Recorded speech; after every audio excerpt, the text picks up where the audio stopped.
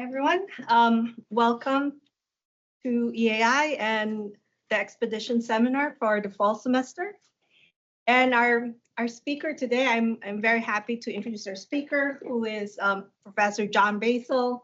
He is an associate professor of philosophy with primary areas in moral philosophy and applied ethics. And he has been working a lot and thinking about frameworks for AI and in ethics in AI.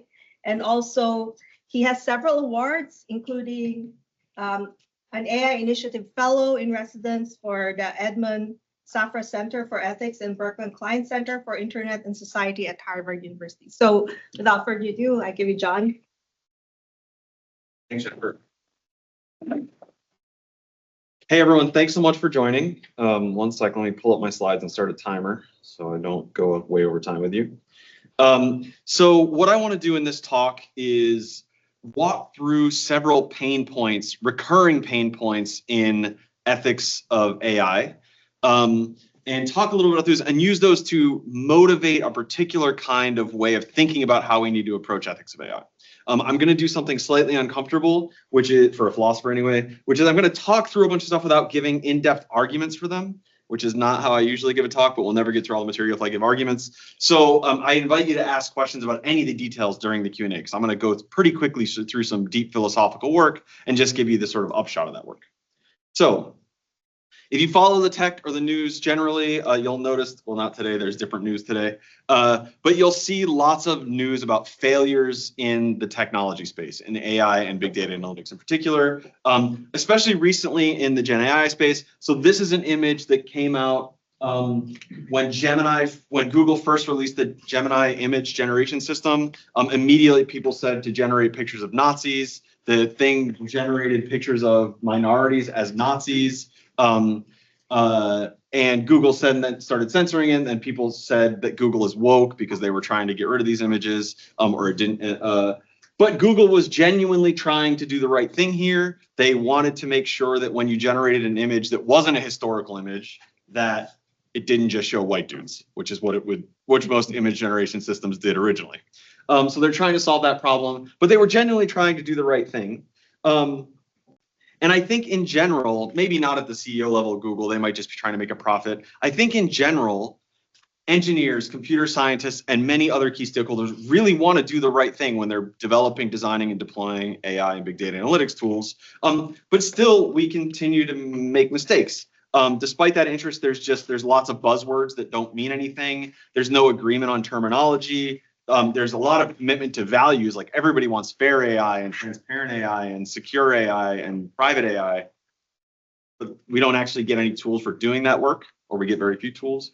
So the goal of this talk is to diagnose why we keep failing in that space, and use that to motivate what I'm going to call an ethics ecosystem for AI, a different approach to building those tools. So what I'm going to do is talk through 4 types of recurring pain points in the AI space. And then give examples of each of those pain points, single examples, or sometimes 1 or 2 examples. And those 4 pain points are as follows. First is misapplication of existing ethical tools, taking a toolkit off the shelf, deploying it in the context of AI, and having it fail. And there I'm going to talk about privacy and informed consent as my examples. The tools we use in other contexts to protect privacy and autonomy. Second category of mistake I'm going to talk about is technical insensitivity. And what I mean by that is people who know a lot about ethics or normative ethics, like how to do the right thing or what you should do, know very little about the technology. And so they give real shitty advice. Third kind of insensitivity I want to talk about is normative.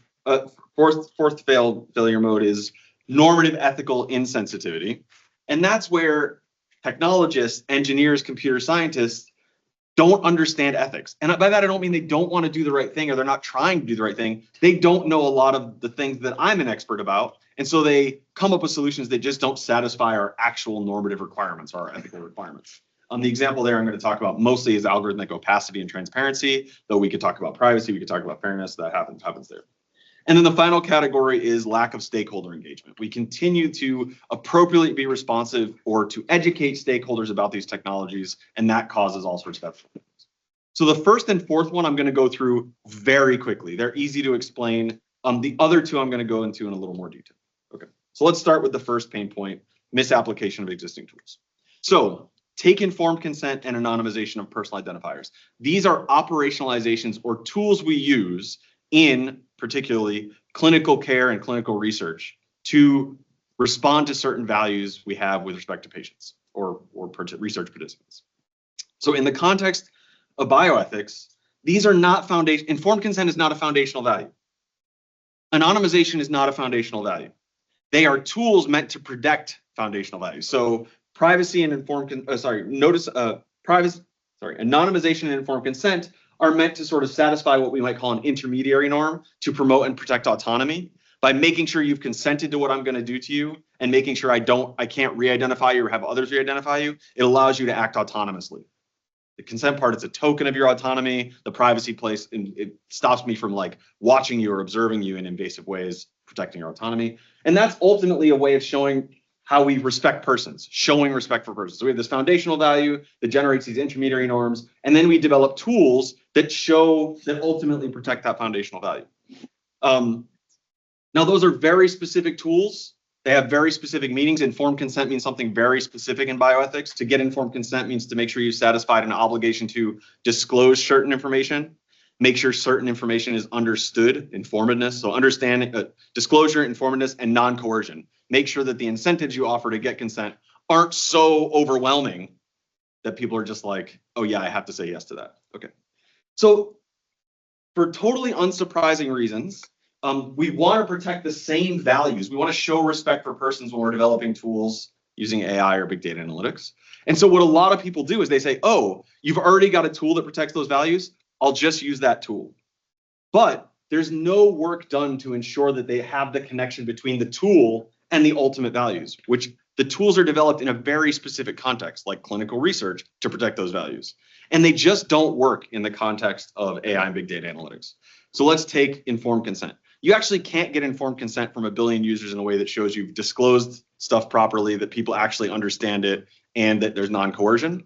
So we moved to a thing that's more practical, which is noticing consent. Do you accept to use the software? You click agree. That's what counts as consent. Obviously, that does not satisfy the same requirements as informed consent, and so it doesn't promote the values, right? And many of these things are effectively coercive. Like everyone here is from Northeastern? You cannot opt out of Microsoft Teams. I'm sorry, you just can't. You have to click accept to have your job. So it's not true that it does the same. Like anytime I'm a participant in medical research, which has never happened, I can just opt out at any time. I can genuinely opt out at no cost to myself, or low cost to myself.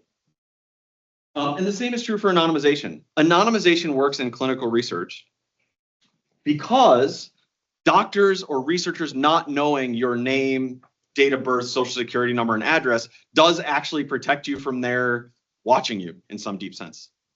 Big data analytics companies do not need that information to watch you very carefully and make invasive, careful inferences about you. So anonymization of personal identifiers is largely meaningless in the context of big data. So it's a tool that fails to show respect for persons. So that's one example of a pain point that keeps recurring when we borrow tools off the shelf. Second pain point, stakeholder engagement. What's the fourth, but the second one I'm going to talk about. Here I want to, just as my example, I want to talk about the contact tracing tool developed by Apple and Google during the pandemic. Apple and Google during the pandemic put their heads together to develop a technical solution that would allow you to mark yourself as having COVID. It knew which Bluetooth devices you were nearby, and it could alert people with a device that they were near someone with a positive test. It was technically very impressive. Google and Apple did an excellent job of securing individual privacy. They really could not figure out where you were. Like my phone knew it was next to your phone, but Google and Apple could never recover that information. Nonetheless, this technology was a total failure. The technology itself, the explanation of the ways it protected user privacy and anonymized them was buried in a Bluetooth spec. You couldn't actually, if you don't understand like technology at all, there's no way to read that thing and be like, oh, I'm safe. Like, so given that nobody trusts Apple and nobody especially trusts Google and especially nobody trusts the government, nobody used the application. And so all these things all these benefits we could have accrued if there was outreach to stakeholders in a way that helped them understand how the technology was privacy preserving, could have had a massive benefit. But there was no attempt to actually explain these things in ways that are accessible. And there's already a massive technical deficit among the public when it comes to AI. People do not have a good conceptual understanding of how these tools work. And so we're just continue to fail on that. Now let me get into the ones I want to talk about a little more. First one being technical insensitivity. This is the part of the talk where I pick on philosophers. Don't worry, computer science engineers, you're next. So many of you are probably familiar with media articles talking about autonomous vehicle accident scenarios and so-called trolley cases or trolley problems. Have people heard of this? Yeah, okay, great. I'm sure the people at home have also heard of it. This is a depiction of MIT's Moral Machine project, but I'm not going to focus on too much detail. It's just a nice image to use. They developed this thing where they would ask users to come online and choose which way the car should behave. As a slight aside, some of the people at Moral Machine thought it was just a sociological tool for figuring out what preferences people had and comparing across cultures. Some of the group actually wanted to take the preferences and actually use it to design cars for how they should behave in these accident scenarios. And it's not a good enough tool for either of those things, but it's especially a bad tool for the latter. But the one thing about this issue is that for the first time since like Aristotle, people were reaching out to philosophers to ask their opinion on things. They were like, oh, you guys have been thinking about this for 2,000 years? Maybe you can help us solve this problem because these cars are likely to be in accident scenarios, or they're not likely. These cars could ultimately be in accident scenarios that look a lot like your trolley cases. Do you have advice for that? And we really took the bit. And it was part of popular media, and there's a huge literature within academic philosophy about these issues. And there's been a lot of responses, like trolley optimists, which I like to call them, are people that think that there's really deep lessons to be learned from trolley cases about this particular problem. Some people think we should do surveys like the Moral Machine. Some people think there's this someone named Frances Cam. She's a badass philosopher. And she had some things to say about this debate. But some people are just like, let's just go ask Frances Cam what we should do in these accident scenarios. Like that's the experts-based solution. Then there are the trolley pessimists that are like, trolley cases are too focused on edge cases. Let's just make safer cars. The thought experiments of trolley cases are unrealistic. Trolley cases aren't actually analogous to autonomous vehicles. I actually think these are all pretty bad grounds for pessimism. Too focused on edge cases. If you can actually solve the edge cases easily, then you should focus on edge cases, while you should also be making cars more reliable. Thought experiments are generally unrealistic. I'm happy to defend in the Q&A why that's okay. But in this case, you can't claim they're unrealistic because we're talking about things that we're worried about happening in the real world. So that seems like a bad response. And the points of disanalogy typically raised, I think there's good response to that too. But I do think there's a fundamentally good reason to be a pessimist.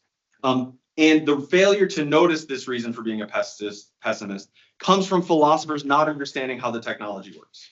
So we can draw a distinction between two paradigms of thinking about algorithms or algorithm design. On the traditional paradigm, a programmer is designing an algorithm from front to back, from input to output, I guess is the right thing to say. But an algorithm is just a tool for translating inputs into outputs. And the way that, like, the conceptual way we think about this often is a programmer sort of specifies from one point to the other how an input is going to get transformed to that output. Then there's the machine learning paradigm where we say, well, that's not how we're going to do programming. We have a learning algorithm. We're going to give it a bunch of examples. We're going to let it figure out how to translate input to output. Our job is to cultivate the training data. Now, the key point is that autonomous vehicles cannot be made in the traditional paradigm. Some parts will adopt the traditional paradigm, but especially in the object recognition systems, there's nothing to do but rely on machine learning. We just can't figure out how to we can't get programmers to teach cameras how to turn globs of red with words on them into the word stop sign to recognize things as stop signs. So at least in image detection, you're always going to use machine learning. Okay, here's where the problem starts for the pessimist. In the machine learning paradigm, you can't think about how to program for specific behaviors. You have to think about how to program for behavior in particular scenarios via the training regime. That's how you get particular behaviors. Okay. So the trolley optimist, someone who thinks you can appeal to trolley cases to solve these problems, they're trying to answer this question. Should AVs be programmed to behave in accident scenarios in ways that conform with whatever the right judgment is in a similar trolley case? So we've got a trolley case that looks like an accident scenario. We want the trolley debate in the literature is about whether it's okay or whether we should try to make the car do what we think the right thing to do is in the accident, in the trolley case. So a train is running on tracks. There's a bystander that could pull a switch. It's going to hit 5 people. If they pull the switch, it'll divert and hit 1. And the philosophers are trying to figure out what should you do. You could have a car accident where there's a car that's out of control and it's going to veer into 5 people, but you could have it veer into 1 instead. Can we just take our answers from over here and make the car do that over here? That's what the debate seems to be about in the AV accident scenario case. But notice that once we're in the machine learning paradigm, there's a bunch of questions that precede this behavioral question. For example, regime. How much of our training regime should be dedicated to dealing with explicitly accident scenarios in the first place? Like we could have a training regime that has lots of accident scenarios, or the images, the kinds of images associated with those accident scenarios. We want to be careful. Or should it not have much of those? Which trolley cases should we include in the training data? And there's a bunch of questions about structuring the training regime to get the kind of behaviors we want.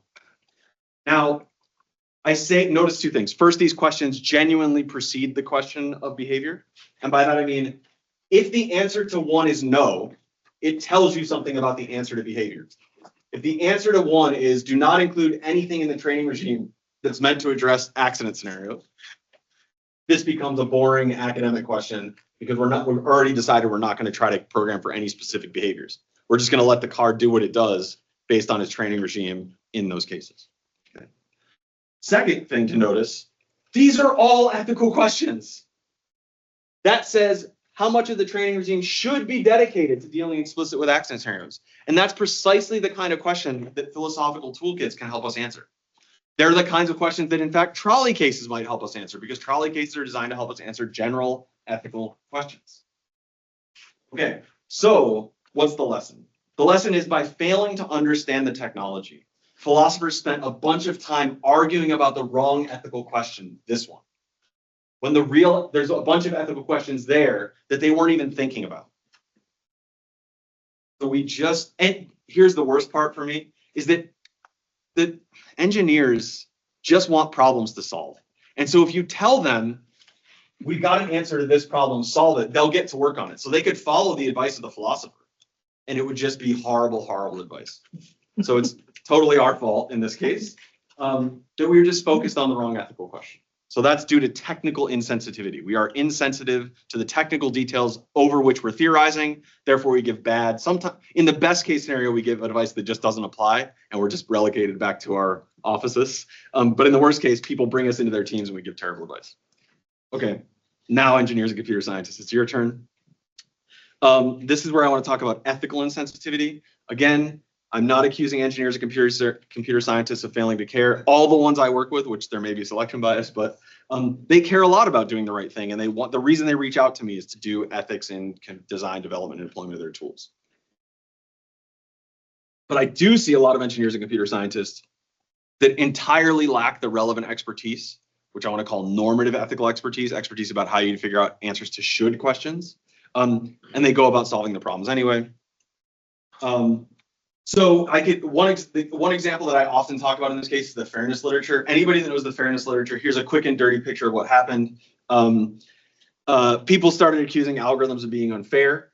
So computer scientists said, well, tell us what fairness is and we'll just modify our models to make sure that they satisfy your metrics for fairness. So a whole toolkits came out about fairness metrics, which are just ways to modify your outputs to conform to some measure.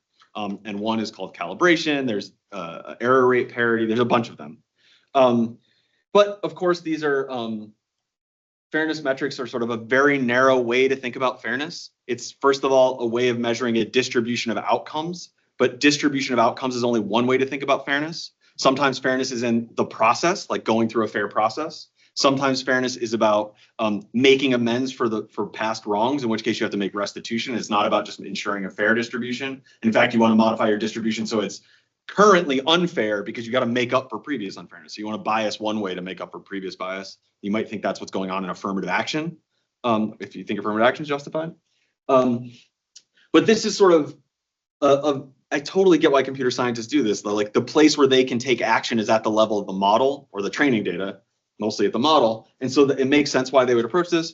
But if you knew enough about ethics, you'd see that this was a bad approach. I'm going to talk a little bit about my own work in transparency about how this happens. So I'm going to talk about what I call the interpretability thesis, which says this. In many contexts, decision makers have a defeasible, it can be overridden, moral obligation to avoid bias, basing their decisions about how to treat decision subjects on the outputs of non-interpretable or black box algorithmic decision systems. There's controversy over this principle, but it is pretty widely endorsed. It is the basis for calls for transparent algorithms and avoiding opacity and problems with black boxes. It has motivated a whole field of technical work.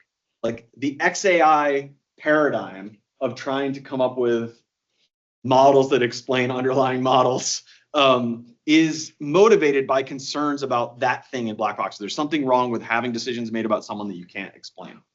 And so it's motivated a lot of technical work. But I think a lot of cases, the thing that we aim at in XAI is mistaken. And I think it gets aimed at because sort of there's not a deep appreciation of the ethical grounds for why we owe explanations.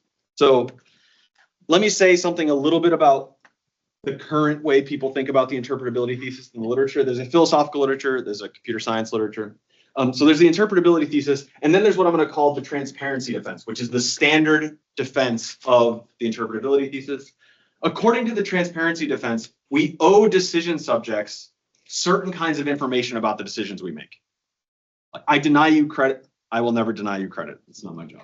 But let's say I deny you a loan or I deny you credit, and you want to know why.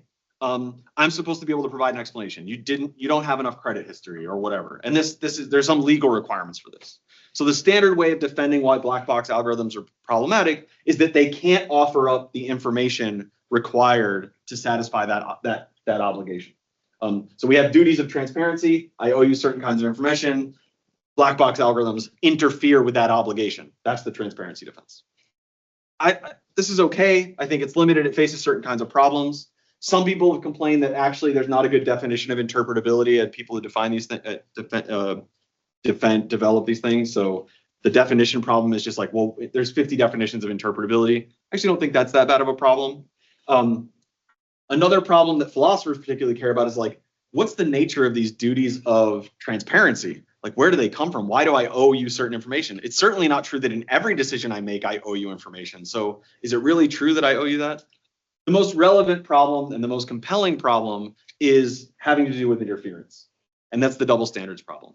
The literature in the debate over the interpretability thesis has largely come down to the claim that human systems are opaque in all sorts of ways. So it seems kind of foolish to demand more from algorithms than we demand from ourselves.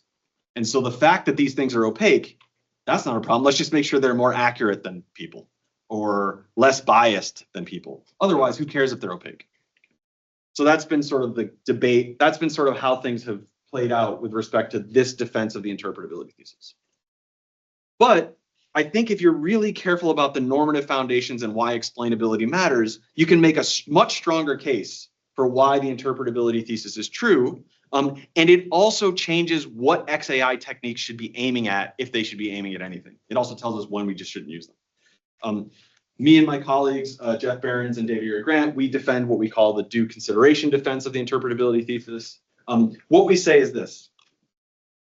We should stop thinking about what we owe to decision subjects as information of a certain kind. Instead, when decision makers reason about people, they have obligations to reason about them in certain kinds of ways. So the target is not making sure people are informed in a certain way, it's making sure decision makers decide in a certain way. Okay? So we say this. We have duties to employ what we call an appropriate decision logic when making decisions about decision subjects. I'm supposed to reason about you the right way. And black box systems genuinely interfere with my ability to do so. Forget about what information I provide to you. I just have a reason. I owe you something when I think about you. I owe you reasons not to decide about you arbitrarily, for example. And if I'm relying on a black box system, I can't ensure that I'm doing that. So let me just walk through some of those kinds of duties. Let me go here. So we lay out different kinds of duties. We have duties of accuracy when reasoning about people. We have duties of sensitivity when reasoning about people. We have duties of ignorance when reasoning about certain people. Let me just focus on the last one.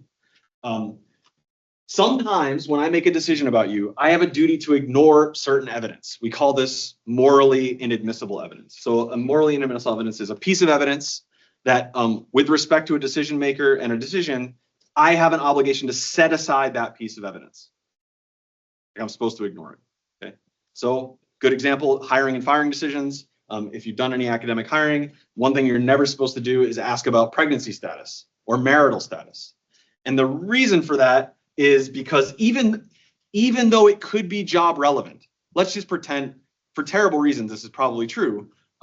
Women just are more likely to need more time off because we don't live in an equitable society. And so when a family gets pregnant, it's typically the mother that will take time off to do home care duties. And so it is job relevant to know the gender or pregnancy status of an applicant, but we think it's morally inappropriate to take that into account. And so we're supposed to set it aside. Okay. The problem is that if you're relying on decision metrics or tools generated by an opaque system, you can't tell the ways in which it was relying on those factors. Even if you don't include, everybody knows this, if you don't include facts about gender or sex, it can rely on proxies for those things. Sometimes the proxies won't be obvious. Sometimes they will. Does everyone know about the Amazon hiring algorithm that they had here? Well, Amazon spent like $40 million on a hiring tool, and it was systematically biased against women, even though they didn't include gender or sex. But it was finding things like if they went to a women's college or if they played a woman's sport, they were just rejecting them. So they were like, oh shit. But they're not always that obvious, the proxies they use. And so if I'm relying as part of a hybrid decision system or a solo decision system on a model that's opaque, I can't tell whether I've satisfied my duty to set aside relevant evidence. Similarly, what we call duties of practical consideration. Sometimes we have duties to make sure a kind of individual makes a decision. So take the following case that I really like, but is a little weird. This is with the most philosophy we're going to do. So computers, this is totally a thought experiment. This is not real. Computer scientists announced they've discovered a method to create juror models for any individual eligible to serve on a jury. The models are trained on personalized data sets and can predict with perfect accuracy how any given juror would find in any given criminal case by implementing the same decision logic that they would use to decide about the person. After years of testing, the court system adopts the juror substitution policy. The policy requires individuals to still come in for jury duty. They use the usual method to decide. The court and the lawyers, they evaluate the candidates, blah, blah, blah. They get rid of her. Once they settle on a juror, the jurors leave, they go home, and the juror models are used in the courtroom to hear the evidence and adjudicate the case. They take inputs, what they take as inputs, the same modalities that humans do. So they've got a camera hooked up to the model, they've got audio sensors, whatever. I don't know what they show in court. If you're allowed to touch things, they have texture mapping tools. And they just implement, like, so if the John juror model is deployed, it finds exactly as John would find if you were in that criminal case. Now, the point of this case is to get you to elicit a judgment. Many people, but not all, find it problematic that we would deploy such models. I think it's wrong to switch to adopt the juror substitution policy and replace all humans in that context. Now, part of the explanation for why it's wrong is that what you're owed when you're being accused of a crime is a decision by a jury of your peers, a group of people that can sort of understand what it's like to be you in some really deep sense. Like they can empathize with you and figure out they kind of understand what it's like to be in your shoes. And models can't do that. Only humans can, well, so far we know only humans can do that. Problematic about that. And what I owe when making that decision is that I exercise those capacities. Well, a juror that's sort of just checked out has failed in their duty to treat the decision subject, the juror, appropriately. That's the idea. And so since models can't do that, they're sometimes inappropriate. Now, how does that relate to black boxes? Because nothing there says anything about a black box. Most of the decisions that matter for where we're making decisions, they're hybrid systems where a human is taking inputs from a model and making a decision. How a model presents data and how opaque that data is can change how they think about the decision subject. For example, we know some people will just defer to what the model says. So if I have an obligation to reason about you, a job candidate, very carefully, to take sort of this kind of stance where I'm like, what is it like to be them? What is it going to be like to be their colleague? But I'm just sort of saying, if the model says they're going to be a good employee or a bad employee, I just defer to the model. It will interfere with my ability to reason about you appropriately. Now, that was very quick, and like convincing engineers that requires doing lots of philosophy. But the point is this, that you have to do all that work to assess whether or not I'm right or wrong about that and whether these requirements are problematic for black box models. And so in the absence of that, you're not in a good place to assess the plausibility of the interpretability thesis. So one final point on this before I transition to the upshot. The interpretability thesis, the due consideration defense, the thing I just outlined, doesn't simply tell us that the interpretability thesis is true. It changes what it means to do when you're developing XAI techniques. Because what it means to satisfy the ethical requirements for explainable AI is very different when you think you owe something to decision subjects versus when you're thinking about what you've got to give to the decision maker so that they reason in the right way. Like providing the evidence to someone about why their credit score, why they didn't get credit, might mean just explaining the factor that was most relevant to the decision. But if I have to make a decision about you that sort of makes sure that I just don't defer to the algorithm, you might have to present the algorithm, the output to me in a certain way, in a way that makes me engage with it critically. So you might have to provide me way more information than just the basis of the decision. Make sense? Okay. So what are the lessons we should draw from these 4 points? Well, some of the lessons you might draw are that it's really important to understand the technology. Like that's mostly the lesson for philosophers, you might think. Or the technical solutions, whatever technical tools we develop, they can't be free floating from a bunch of ethical problem or ethical projects or normative ethical work. We should be thinking about socio-technical systems instead of just simple technical systems. Because, for example, in the fairness case, we have to think about the context and whether we owe duties of restitution rather than just thinking about technically what's the right fairness metric. And we might think it's important to engage key stakeholders. So those are the lessons you could draw. No. I mean, yes, you should learn those things. But that is not, I think, the upshot. And in fact, I think that is the upshot you hear from most of the complaints about failures in ethics of technology. One of those lessons or more of those lessons are similar. But that's not possible to learn it's not possible for all of us to learn all those lessons and actually do something about it. We cannot expect every computer scientist and every engineer to become a philosopher, despite that being really good for the discipline I'm in. And I've met enough philosophers to know there's very little hope of training them all to be technically sensitive. We actually try every year. We bring in a cohort of philosophers to train them up in ethics of technology. And like at most, Northeastern has the strongest AI ethics faculty in the world, and we get to train 10 students a year. That's not enough.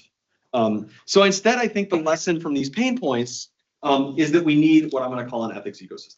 First, let me start by saying what that is. It's a system of components or a structure of components that do the work of distributing ethics across a domain. It's a coordinated set of components. Let me go through the components first. First is ethics infrastructure. Ethics infrastructure is the day-to-day tools, operationalizations, and local oversight that practitioners can follow and use in their everyday practice. I follow this rule, or here's my ethics checklist, including a checklist part that says, if this happens, get some help. It includes local oversight, like people who are there to make sure that the people are following the checklist or doing the day-to-day things or checking whatever bias metrics we think are appropriate for a given use case. That's the ethics infrastructure. Second component is training, education, enculturation, and outreach. By that, I mean the training, the tools that get people to understand how to do the ethics infrastructure. Like starting early to get people to sort of know how to use that checklist in a nuanced way, to know when the checklist has failed them. Things like that. But it also means outreach, being able to talk to the public about those everyday tools and how they protect them so they can understand that their values are being promoted and protected. And it also has this enculturation function, which is sort of getting you to buy into the ethics ecosystem in a way that sort of shapes the way you view ethical problems. The best example of this is like people that go through pre-med and med school, they have a very specific way they see the ethical world that's just been beaten into them. It's not they don't have the right view, but they have the right view for the work they do. So like we train them in a bunch of falsities, but they can carry out the ethics infrastructure and they just see the world that way. Informed policy and regulation is another component. That is the incentives and penalties that enforce the education and following the infrastructure. Interdisciplinary practice, making sure the right people know how to talk to each other using the same language, that it's just a part of the practice that you have the right disciplines in the room. Foundational and translational research. No ethics ecosystem has all the answers to all the problems because there's new ones all the time. So you need a part of the ecosystem. The job is to solve foundational problems and translate them into the ecosystem, translate them into the education thing, translate them into new operationalizations and day-to-day practices.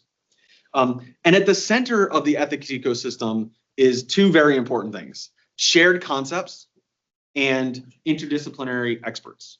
So I'm going to give an example direct from bioethics. It's the area I know the best. I'm going to come back to these in a minute. Informed consent means something very, very specific to people in biomedical ethics and biomedical practice. Like they just know what it means. They know what they have to satisfy when you talk about it. When I go into a room with a computer scientist and we start talking about fairness, there is hours of conversation before we're even sure that we're talking to each other about the same thing. We don't have that shared language in the AI and data space like we do in other areas where we have successful ecosystems. And then the other part is interdisciplinary practitioners. Bioethicists are not lawyers. They're not doctors. They're not philosophers. They're their own thing that can facilitate communication around the ecosystem and have this sort of interdisciplinary expertise.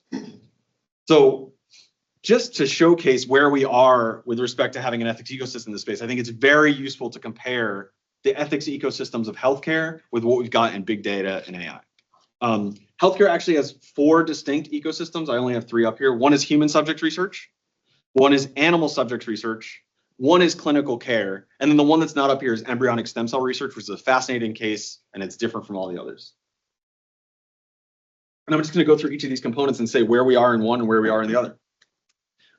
So with respect to ethics infrastructure, all of the, and also there are ethics ecosystems for aviation, the military, law. So I just know bioethics best, but these ecosystems exist everywhere we deploy a technology, even semi-responsibly. In healthcare, everyday practices, all practitioners know how to go through the daily checklist. They have the standard rules they follow. They know how to fill out a protocol to do animal subject research or human subject research. They have protocols they use when they're interacting with patients in clinical care. They have standard protocols. In the AI and big data space, we have the best example we have in the US space is the NIST AI risk management framework, which was developed by NIST. It's very nice in many ways, but it is very high level. It tells you the kinds of principles and values and infrastructure you need to build if you want to do ethical development. And then they give some case studies of how to deploy it in very narrow contexts, but it's not universal like the healthcare one.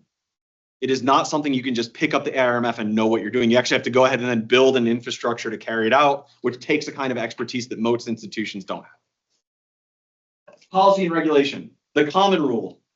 Many of you have never heard of the common rule, but everybody working anywhere in clinical care knows about the common rule because it's part of mandated training, which we'll come to in a minute. But the common rule dictates what you're allowed to do when you're doing healthcare, clinical care. It mandates that ethics infrastructure. Just like the Animal Welfare Act mandates the ethics infrastructure for animal subjects research. There's less of a law requirement for clinical care, but there are incentives, and there's obviously that's day-to-day interactions with doctors and patients, so there's a lot of informal governance. On the AI and big data side, again, sticking with the US, not talking about the EU AI Act, which I'm happy to chat about in the discussion. We have the Biden has an executive order saying what AI for the common good should look like. We have the AI Safety Institute, which has just started getting off the ground, which is meant to develop recommendations and best practices for industry and other large practitioners. There are some city statutes on algorithmic decision systems and whether they have to be fair or unfair. None of these things are binding. So unlike in the healthcare case, we have a bunch of what will ultimately be recommendations. They don't really exist yet in any form. And none of them will be binding. And in fact, because we know we won't have the power to make people do anything, we need lots of buy-in. So many of the people on the AI Safety Institute are DeepMind, Amazon, like it's the companies themselves that we need to regulate that are part of deciding what the regulatory best practices are going to look like. I'll let you see why that's problematic. Outreach, training, education, and acculturation. Trainings are just mandated through, like as soon as you declare pre-med, you start taking classes where you get trained in biomedical ethics in the operationalizations. I already said doctors sort of come out having an ethical view of the world. There are various kinds of curricular requirements and disclosure requirements that you have to show that you've had all these satisfied trainings. Whenever you do an NSF grant that touches on human subjects, you have to prove that everyone's taken the trainings, et cetera. On the AI and big data side, almost nothing. There's all sorts of activity to try to get tech ethics education into technical curricula. Harvard is the most famous embedded. They have the embedded ethics program, which does one-off modules in different computer science courses. Our version, which is better, has not just that, but also a 1,000-level course that almost all computer scientists take. We're also trying to put an engineer. We're building all cornerstone of engineering classes will have ethics education. So that all sounds great, but two things. One, only elite institutions have this. It's Harvard, Stanford, Toronto, MIT, and us, which is not broad like you get in the healthcare case. And there's no coordination between what's taught in those classes and any of the ethics infrastructure. So we're not making sure that the people in our classes understand how to follow or build the ARMF out to make sure they're following that guidance. If any of the stuff we're teaching in our modules helps support business ARMF, it's just totally coincidental. Interdisciplinary practice, totally standard in healthcare. It is not standard in AI and big data.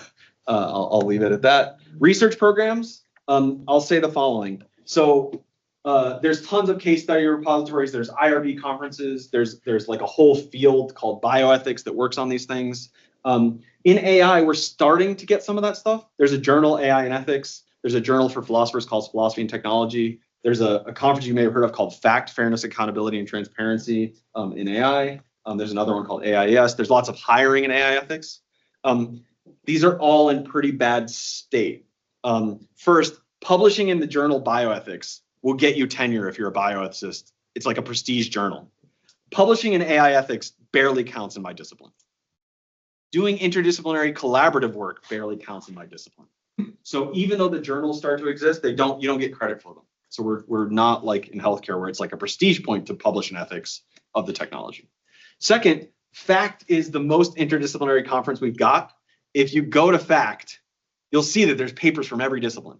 And then you'll go to the Hangouts, and the philosophers are over there, and the social scientists are over there. And it's like not interdisciplinary in the way that like a bioethics conference is interdisciplinary. Shared language and interdisciplinary scholars, I already gave the example of shared language and bioethicists. Informed consent means something specific. Exempt research means something very precise. For us, no. Fairness, transparency, privacy. The number of AI ethicists, like people I genuinely think have interdisciplinary expertise, like that doesn't even include me. There's like 5 people in the world. I'm like, yeah, this person knows all sides of things, and I will put them in a room with anybody and they can help translate. It's just none of us. You can't, nor you could fill Northeastern with bioethicists. Now, anybody here who knows I got to wrap up soon. Anybody here knows anything about bioethics will have lots of complaints about bioethics. Bioethics is not perfect. They're killing AI ethics, but they're not perfect. But I think there's some important lessons there too. Some of the main complaints about bioethics, the best complaints about bioethics all come from bioethicists. So ecosystems, when put together well, support the basis of their own critique and modification. So like AI ethics isn't even a spot where we can generate useful, actionable ways to sort of change our ecosystem. Second lesson from the failure of bioethics is that many of the critiques of bioethics are the ways in which it fails to handle new cases. It stinks at public health. It's not great at mental health, but it was also just not built to design those things. And it's very hard to shift. So it was built for a very specific context, animal care, human subjects research of a very particular kind, clinical care of a very particular kind. And once you have it entrenched, it's hard to change unless you build in mechanisms for changing it. So there's a lesson there for the AI ethics ecosystem, which is as we work to build one, we need to make sure it's flexible enough to accommodate changes because we're going to get an ecosystem. The ASA is going to come out with recommendations. Companies really want recommendations so they can figure out how not to get in trouble with the law. And so we're going to entrench an ecosystem. And so if we're not thoughtful about what it looks like, if we're not thoughtful about each component and how to coordinate them, we're going to end up in an even worse spot than bioethics, because at least bioethics was really thoughtful about how they got the tools they did for the specific problems they were trying to solve. Okay. So that was the why we need an ethics ecosystem and what an ethics ecosystem is and how we're doing. How do we get there? I think there's lots of things to say about how to get there at a big picture level, like how do we coordinate the broad effort? But then there's the interim period where we don't have one. What do we do? How can we combat the problems I just raised in that space? Here, I'm just going to say one thing about one project I'm on and what we've thought about, how we thought about approaching it. So this, I'm going to talk about the National Internet Observatory, which collects digital trace data from consented individuals. They provide us their whole internet activity. We wrap it up and put it in a database, and we give researchers analytical access to that data. So instead of having to scrape Twitter to try to figure out how people use the internet. We want to collect a more holistic database of people's internet usage and then let researchers figure out how do platforms shape internet behavior. How do they manipulate people, for example, like all sort of whatever research question people have. But of course, this raises lots of ethical questions, and there is no ethics ecosystem governing this. So what we tried to do is just for this project, build that ethics ecosystem. And you can find a paper in Nature Computational Science called, a terrible title, Enhancing the Ethics of User-Sourced Online Data Collection and Sharing, where we spell out our values, just like in the bioethics case, and then try to build a bunch of tools of all those types. Like, so how do we train all our frontline workers? How do we train all our frontline researchers and scientists when they're categorizing data to know when to reach out to the ethicists? How do we, what kind of tools do we need to protect participant privacy? What are the everyday operationalizations? How are we going to oversee our own work? So we tried to build that ecosystem from scratch for this project. I can talk about a bunch of other examples in the Q&A, but I want to leave a little bit of time. So I'm just going to say thank you.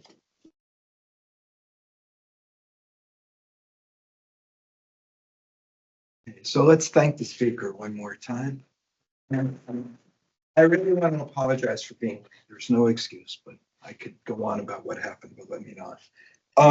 Let's see, so we're going to have questions now. We'll have some from the room, and hopefully we'll have No hard ones. From no, we got hard ones, and I got hard ones. So if there are no hard questions from the floor, I can come up with them, but I hope you've got some. And then if we have any online, I'll try to get them too. So questions from the floor, anybody? Okay. So here, let me try one. Great. I'm a no-nonsense engineer. Yeah. And you know, I'd like to do the right thing, but even more, I'd like to get something done. And I kind of, you know, my experience is that in working in large corporations and maybe even government, that what people care about are incentives. You don't really need to know how, you know, micromanage each little piece of thing, but the big bosses got to think about how to align incentives so everybody does the right thing, right? And like in Kathy O'Neill's book, she talks about lots of bad things, and at the end, she kind of gets to some constructive set suggestions, but it's kind of almost an afterthought. It's more like, you know, the world is broken for this, that, and the other reason, and might as well just, you know, you're damned if you do, and you're more damned if you don't. And you can just kill yourself. Okay. And I'd like to have something better to say. Yeah. So one of the things I think you mentioned is there's some precedents. So it's not like because all the technology is new, all the problems are new. That is correct. Yeah. All right. So can we come up with some good precedents that would teach us how to do things? So for example, there used to be a tradition of snake oil salesmen selling stuff, you know, cure-alls that cure everything that ails you and some things that don't. And society decided, for better or for worse, it would be good if we trusted the medicine, the prescription medicine. It's not clear that the medicine deserves to be trusted, but we put in place some processes that seem to be good in establishing trust. Suppose we didn't try for fairness, we just try for trust. Okay. And, you know, the perception is probably more important than the reality. Could we come up with mechanisms where we don't need to understand, we don't really understand how the drugs work, I think. Oh, that's true of many drugs now. Right. Like SSRIs. And yeah. Right. So I don't think we really need to understand how the AI works, right, in order to get trust in it. It depends. So distinguish, there's lots there. All right. So I'll say something and then you can follow up with which Sure. is something. First, I want to say something about no-nonsense engineers. It's part of the ethics ecosystem. It's part of ethics ecosystem for engineers is not great. Part of the engineering discipline is this cultivating that attitude of getting stuff done. But I do think it's important to recognize that there's like a difference between a technical success and a technological success, where technical success solves a technical problem and a technological success does it in a way that's responsive to core values. And you're saying you want to get at that. And there are places, and you're also right that the problem space is that we're trying to promote the same values, but the solution space will often be very different. And we don't yet have the resources to tell whether the existing solution spaces or solution tools are useful in the new, given the technology. But could we start with processes that look like what it takes to approve a drug? At some very high level, sure, you could think about the problem, but not in terms of taking things off the shelf, because in the long run, when those fail, they're likely to erode trust further rather than promote it. And we actually shouldn't care about just trust. We should care about trustworthiness. It's not about making sure people trust the tools we use. It's making sure that when they put their trust in it, it's trust worth having. We could get people to trust the tools. Well, people don't trust vaccines, That's right. and vaccines are important Well, to society. Most people will trust vaccines. Some people Enough don't to cause trouble. That is true. Yeah, right. And that's a failure in the biomedical ethics ecosystem of outreach, like failure to educate the public in appropriate ways, failures for doctors to be appropriately responsive to patients and their relationships. So in general, yes, I think. Any Yeah. questions? I have an easy question. Oh, great. That's what I get paid to answer. Yeah, Herman, nice to see you. Got him? So you can teach students to do ethical actions in their work, but like when they're at the workplace and their boss asks them, Great "Oh, you have to create this an ethical product." I wonder how would the ethical ecosystem would support that. Good. That's not an easy question at all.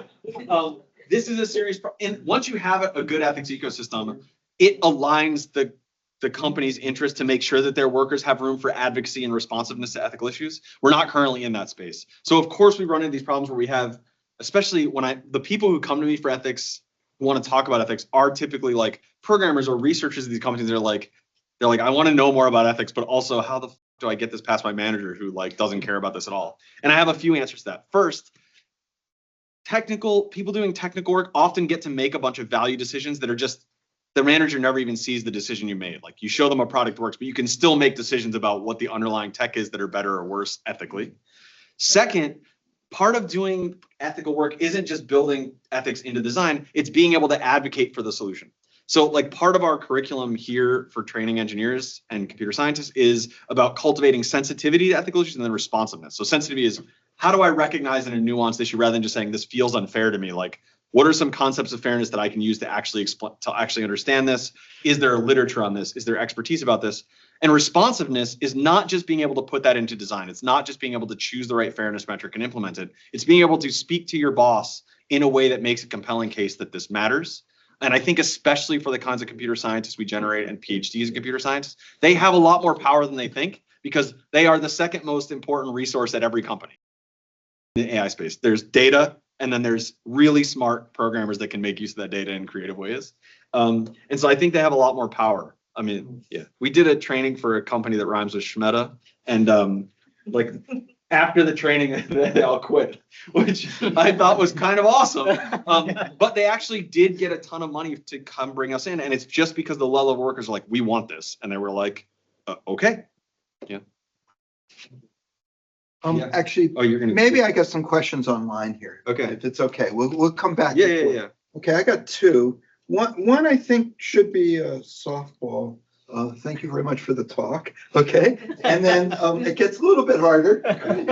Okay, then it's you got some tutorials to offer no-nonsense engineers how to get started in this space. Yes. Well, yeah.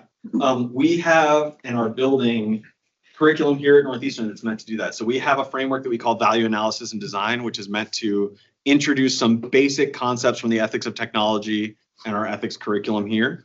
And then sort of show the skills we want to cultivate. And then what we do is we have modules that sort of help cultivate individual skills.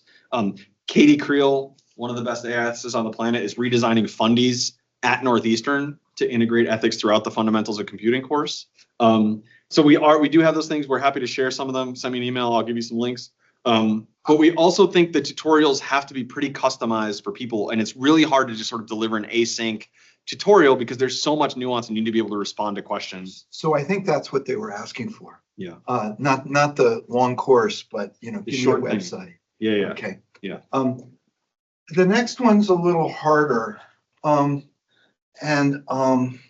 It starts to get a little intense about some particular bad case. There was hundreds of millions of dollars in a government benefit plan, which I won't name. There's somehow, I think AI is implicated in the failure of doing the right thing. And what steps could you take to promote doing the right thing? And they even bring up transparency and stakeholder engagement and a whole bunch of other issues. I'm sure you've probably seen more of these cases than the one that's being brought up here, but what do you, I mean, you can almost feel the anger coming out of this question. Yeah. Well, so there's like, I don't want to tell computer scientists or engineers or the people that are key stakeholders that it's their job to solve these problems. Because like the whole point of the talk is that you actually need this whole system of parts to solve this problem. All you can do in the interim is try to bring together the relevant parties that have an interest at your particular organization to do the like mini version of the ecosystem or to raise awareness or things like that. I don't think there's any silver bullet. There's no advice we can give to a single engineer or a single practitioner or a single ethicist at any organization that can solve these problems or prevent these things. But I want to point out just how drastically different unethicality is in places that have an ecosystem or not versus not. What's the biggest ethical mishap that's happened in engineering that had nothing to do with AI in recent history? It was the most ethically controversial thing. Boeing. It was the Boeing disaster. Lots of Boeing things, but I was thinking of the Max disaster, but there's lots since. Notice that like there's no ethical challenge there. We all know exactly what the fuck they did wrong. They just didn't do any of the stuff that was part of their normal ethics ecosystem. They gave us on safety checks. They didn't employ engineers to actually carefully check math, things like that. Like when we have a functional ethics ecosystem, unethical action is just a matter of failing the ethics ecosystem. Like things that we know, healthcare the same, Theranos with the blood testing thing. They just don't have the ethics ecosystem of bioethics, and so they sort of skirted around it like a tech company. So like once you build an ethics ecosystem, you still get unethicality. There are always bad actors that want to skirt issues, but you don't get like in the Gemini case, I'm not sure, I did think Google did something wrong, but I'm not sure they're releasing a model that was showing minority Nazis means they did anything wrong. It could be that they had all the right processes and procedures in place, that they went through them. And that's just a really hard problem to solve. But we blame them because we haven't educated people enough to see that that's a really hard problem to solve. And they weren't just being woke. They were actually trying to achieve an ethical value. Yeah. So there's a question over there. Yeah. Hi. Hey, I'm sort of interested in the philosophical argument behind the AI jury. Yeah, great. So I might have misheard you, but I think you were saying the AI jury not only creates the same like response that the juror would get, but uses the same reasoning. But then you were saying kind of one of the upsides of having an actual human there is they have empathy and et cetera, et cetera. But I sort of view the same reasoning to entail, also having empathy if that was part. So I'm curious about the extra argument. Yeah, great. I went through that rather quickly. By making the same decision, they weigh the evidence exactly the same. That doesn't mean you treat the evidence exactly the same, like how a piece of evidence seems to me or how I treat it. But I give it all the same weight. So like if you're thinking like a Bayesian, I use the same, like if nobody is a human Bayesian reasoner, but we can imagine if someone were a human Bayesian reasoner, what it means to decide the same way is that all the evidence has the same weight and they update according to conditionalization. So it does that, but it doesn't do it with any attempt to empathize or anything. It just happens to end up at the same decision logic. Yeah. Cool, thanks. That definitely answers. Yeah, sure. Oh gosh, now the room's really going. I got two online. Okay. One is LLMs and the other one's benchmarking. And the question is, if we want to use no-nonsense engineering ways to evaluate whatever you're interested in, what do we do? And if I wanted to evaluate LLMs, what? Okay. I don't. It You're depends. saying maybe I shouldn't. The question's bad. Well, kind of, but it depends on what you mean by no nonsense engineering. Like, here's a perfectly and I legitimate. paraphrased the question unfairly. Here's a perfectly legitimate way to make ethical decisions. Set up the right process for decision making, and whatever decision comes out of that process is the right decision. What engineers want is a metric according to which you get a numerical outcome or you can do an audit. But like sometimes doing the right thing doesn't mean getting that kind of response. It means sort of having experts sit in a room, fight about it and decide. So IRBs do not have metrics they abide by to make sure a decision is okay. And it's totally legitimate that two IRBs might come to different verdicts about the same research.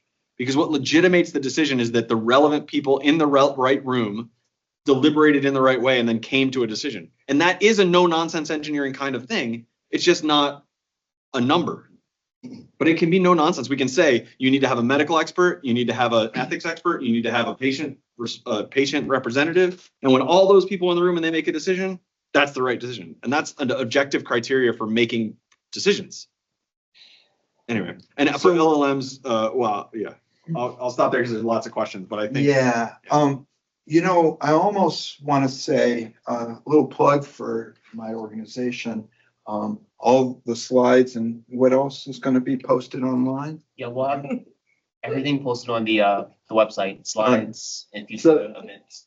Come back to our website, okay, please. Okay, self-serving plug. All right, ethical self-serving. There we plug. go. Yeah. Okay, and we got a ton of questions, but like maybe the speaker will stay around. I'll For stick the around for people still in inside. the room. Yeah. But I'd like to say the people who've had enough, they can leave, and the online will end now. Okay. Thank you. Thanks again. everybody.